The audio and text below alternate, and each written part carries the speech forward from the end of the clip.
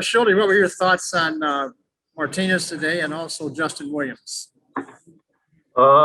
Favorable both ways. Really liked what Carlos did a lot.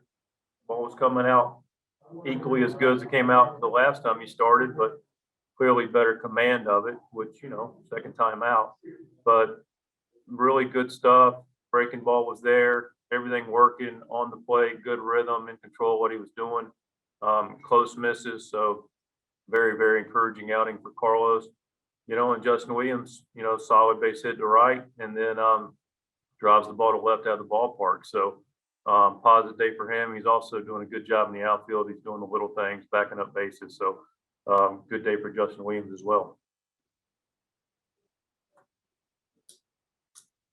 Garrett Gould, St. Louis Post-Dispatch. Might just pick up with Justin there. Does he seem like a much more assertive hitter as you've gotten to know him from maybe his first go around here with you guys? I wouldn't necessarily say that, Derek. I thought he was pretty assertive last year. I think he's been a guy that's been on go with the bat. I think he's, a patient hitter. But I do think he's ready to get his, swing off when he gets a pitch he can handle. I think he's maybe more question for him, just more comfortable with being here and being with us and just getting acclimated to this level a little bit on a more consistent basis. The last plate appearance there by Carpenter.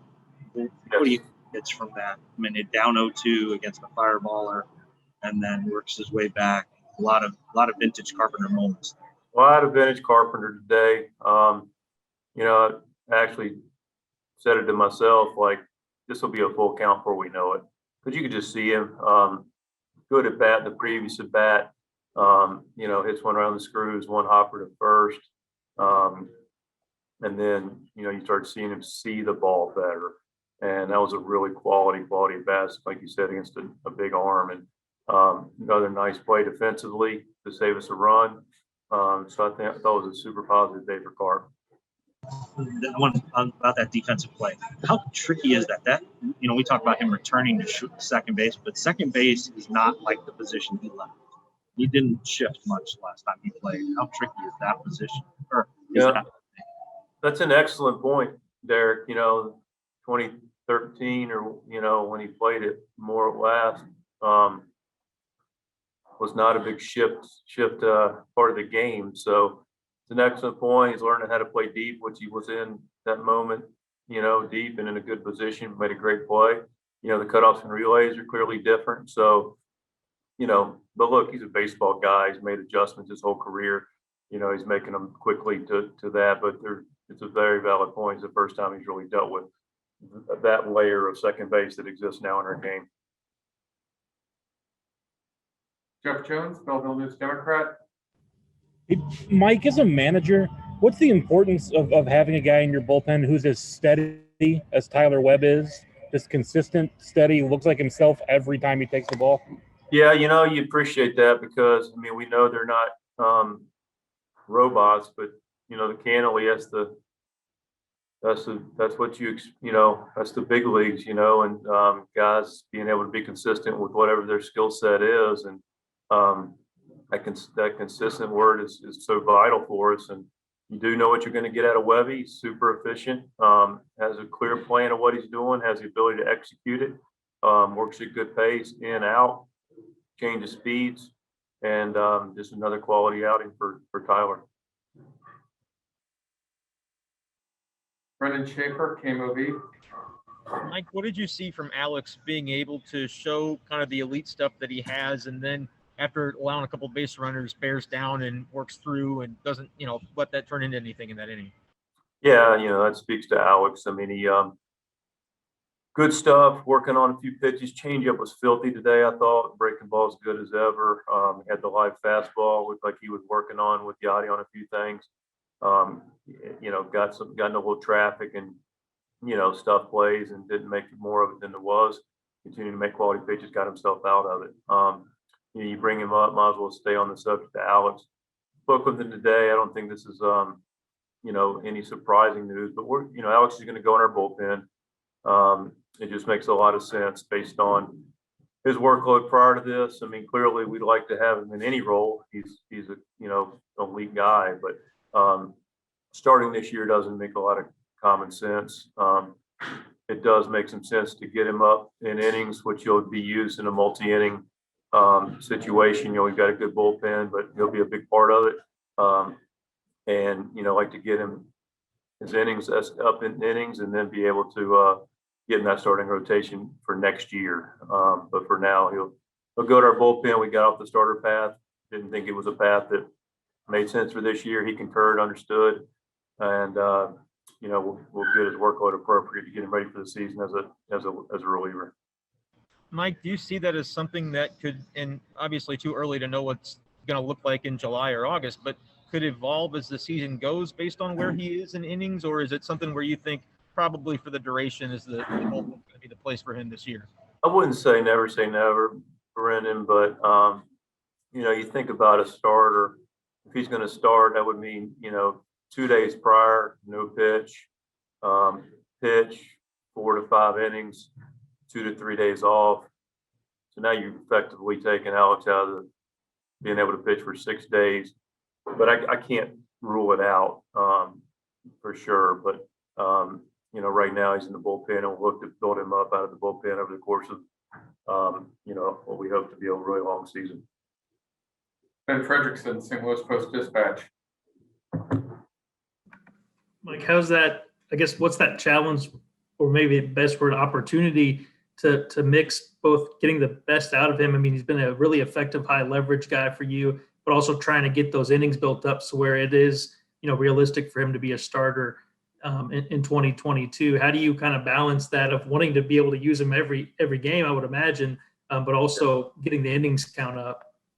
Well, the good news is we have a deep bullpen of the guys that we trust, and so we don't have to. We are going to rely on him to take the ball and get us big innings and higher leverage innings, depending on the day, multiple innings, maybe just an inning, depending on how he feels. But ultimately, just work in concert with him, make sure we're giving the appropriate rest, use him appropriately, stretching him out appropriately, get him built up to where, like I said, he's at a certain number. I don't think I'm sure there'll be questions coming, and I'm sure they'll come even beyond this, but we know what that magic number is. I don't think there's a magic number. I think if we go through the season and use Alex appropriately and give him those right innings, communicate with him how he's feeling, I think you'll get to an appropriate number where he'll be able to build off that and start next year. So I think hopefully that answered your question. Jeff Jones. Hey, Mike, how much does the sort of unusual nature of workloads for all your starters last season impact that with Alex, in that knowing you're going to have a guy with his skill set who maybe could come in if you have more starters that are talking about 4 and 5, maybe especially earlier in the season versus 6 and 7 and 8? Does Alex play into that, and does he offer a kind of a tempting maybe bridge there to back guys up like that? I'm not sure I'm tracking that question, Jeff. In terms of, if we assume, and this is a big assumption, I guess, that early in the season, guys are going to still be dealing with the workload that they didn't have last year as starters and kind of adjusting to that. Does Alex, as a guy who maybe can take, the number we got from Mo earlier was 100 innings this season, but a guy who can be between 70 to 100 as a reliever, how valuable is that to back up starters who maybe wouldn't be pushed quite as hard because of last year? Does that make sense?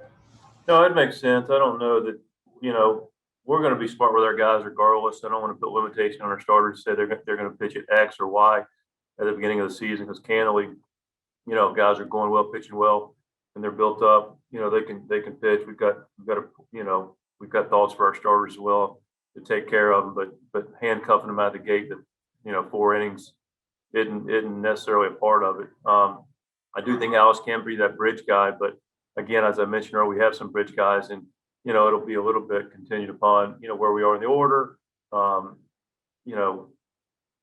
what inning it is to some degree, how fresh Alex is. So I think there's a variety of ways, and I really think it'll be a lot of different ways that Alex will get to whatever number it ends up being. But I wouldn't put him in an absolute backup to get innings and be off for a 3-day situation. Zach Silver, MLB.com. I'm sure, and he's even said he's happy to do whatever role he's assigned to. I'm sure there has to be some frustration, maybe disappointment on his end, or is he completely happy with, doing this, whatever's best for the team? And I mean, I just assume that, he wants to compete and pitch for as many innings as he can, but he probably also appreciates the health concern aspect of it as well. I think so, Zach. I mean, look, there's both of those things, right? He's, understandably, the guy wants to start. He's got starter stuff. I mean, I was pretty candid with him today. It's not a decision about whether you should or shouldn't start based on your ability. Because clearly, if it was all things being equal, this would be a guy being in a rotation, but they're not. And Alex, as well disappointed, is also realistic and understands completely. He's a very mature young man. He gets the big picture of what we're doing, and he also is very much he's a tremendous teammate. And he recognizes that he has a lot of value in the roles he'll be in our bullpen, and he accepts that completely. And he knows and feels comfortable and confident that the plan moving forward is in his best interest. And we're clearly on the same page with it. So a little bit of all the things wrapped into one, but ultimately he's got his head around it. And, we spoke before the game today, and clearly he had his head in a good place during the competition today. All right, is that it? Do we have any more for the skipper? Ben? I got one other thing. To kind of flip that maybe on its head a little bit, what value can Reyes with a high ceiling on innings for a reliever bring to you guys? We saw it last season, but that's a pretty versatile role, and you're going to be able to use him in a lot of ways if he's up around that 100-ish inning amount. That's the way I look at it. Again, appreciate the number, but we'll get there the way we get there. But I appreciate that view, man, because that's the way I look at it. I mean, I look at it as a real opportunity, and I don't want to pigeonhole it into one set, situation. I think there's multiple ways Alex can be used. And again, the good news is, there won't be that pull to run him out there every day. We got a lead because we expect to have, a lot of leads. We got a lot of guys that can bring it home. So clearly Alex will be a part of that and a big part of that. But, we have other guys as well, and we'll use them appropriately. And like I said, it'll be a communication with Alex of, hey, I need a day here, or we'll give him a blow if necessary. And we're not going to ride him just to get innings either. We're not just going to heap innings on him just to, try to get to some mythical number. But we will, he's in a good place. He's in a role last year that you mentioned that I thought was good for him, good for us. And I think you can see him in a similar type situation.